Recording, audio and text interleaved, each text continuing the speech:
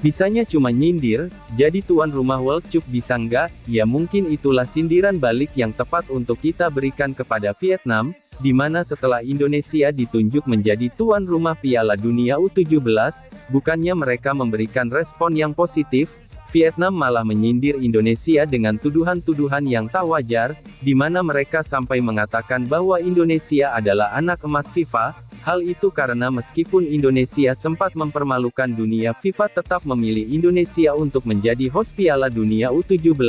Seandainya Vietnam iri mengapa mereka tak mencalonkan diri untuk menjadi tuan rumah Piala Dunia, apalagi saat ini FIFA akan kembali menggelar Piala Dunia U20 edisi 2025. Semua negara termasuk Indonesia sudah mengirimkan surat kepada FIFA untuk menjadi tuan rumah, akan tetapi Vietnam seperti tak ingin menjadi tuan rumah, karena sampai saat ini Vietnam belum mengumumkan niatnya untuk menjadi tuan rumah.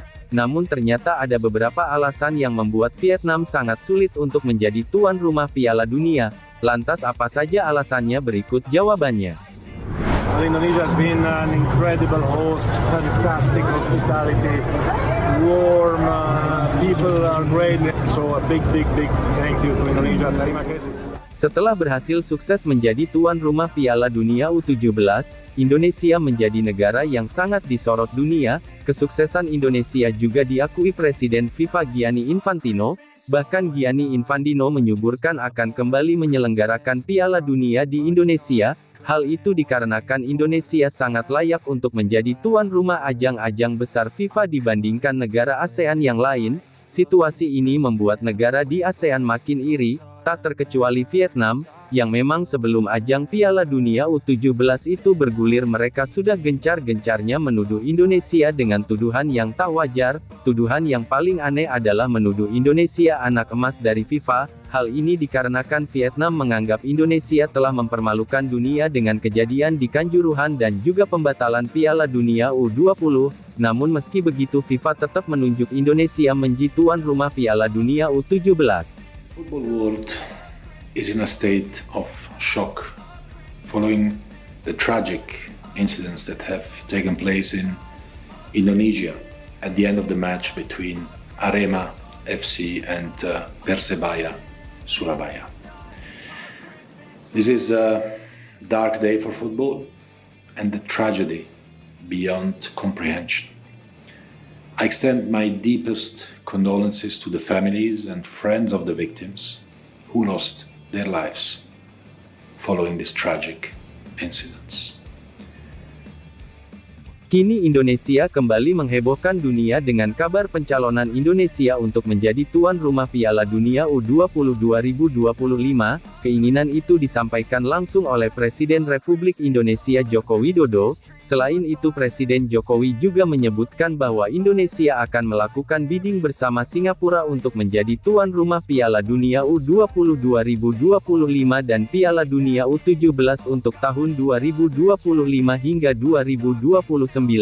Namun siapa sangka keinginan untuk kembali menjadi tuan rumah Piala Dunia U20 bukan hanya keinginan dari Indonesia saja, akan tetapi hal ini adalah perintah dari FIFA. Hal itu disampaikan langsung oleh Menteri Pemuda dan Olahraga, Dito Aryo Tejo.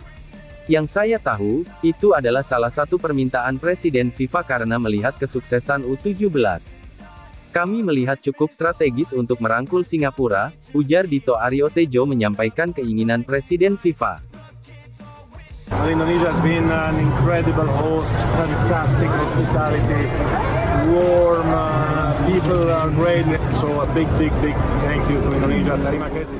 Jika benar keinginan untuk menjadi tuan rumah Piala Dunia U20 adalah perintah dari FIFA, maka kemungkinan besar Indonesia akan kembali ditunjuk oleh FIFA menjadi tuan rumah Piala Dunia U20. Tentunya hal ini akan kembali membuat Vietnam makin panas melihat FIFA begitu sayang dengan Indonesia.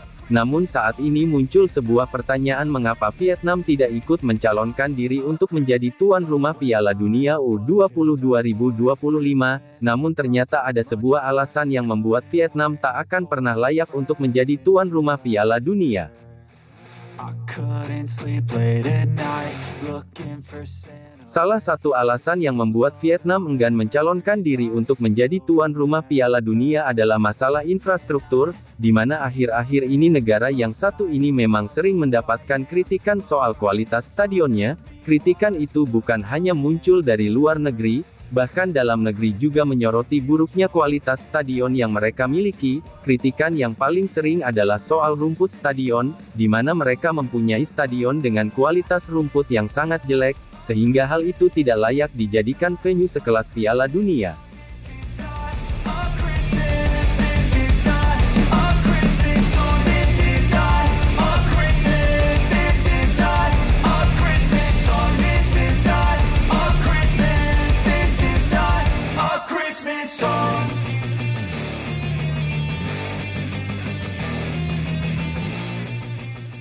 Selain soal rumput, ternyata Vietnam tidak banyak memiliki stadion yang berkapasitas besar, di mana Vietnam hanya memiliki beberapa stadion yang lumayan besar, contohnya Stadion Can Tho, di mana stadion ini memiliki kapasitas 60.000 penonton, dan juga Stadion My Dinh, di mana stadion ini memiliki kapasitas 40.000 penonton. Stadion inilah yang sering mendapatkan kritikan. Hal itu dikarenakan kualitas rumput yang begitu sangat jelek, dan kurang layak dijadikan venue pertandingan FIFA, sementara stadion Vietnam lainnya kebanyakan berkapasitas di bawah 30.000 penonton.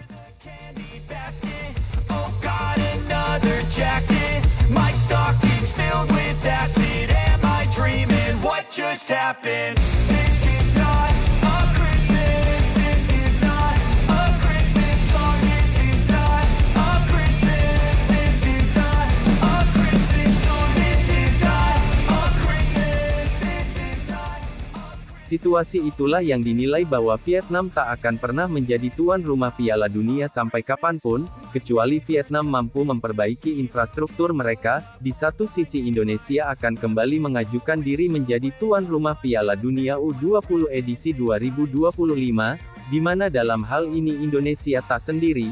Indonesia mengajak Singapura untuk menjadi tuan rumah bersama. Tentunya kedua negara itu akan mendapatkan perlawanan dari negara Maroko, Korea Selatan dan juga Uruguay, namun sejauh ini Indonesia dan Singapura terlihat lebih niat dibandingkan tiga negara tersebut.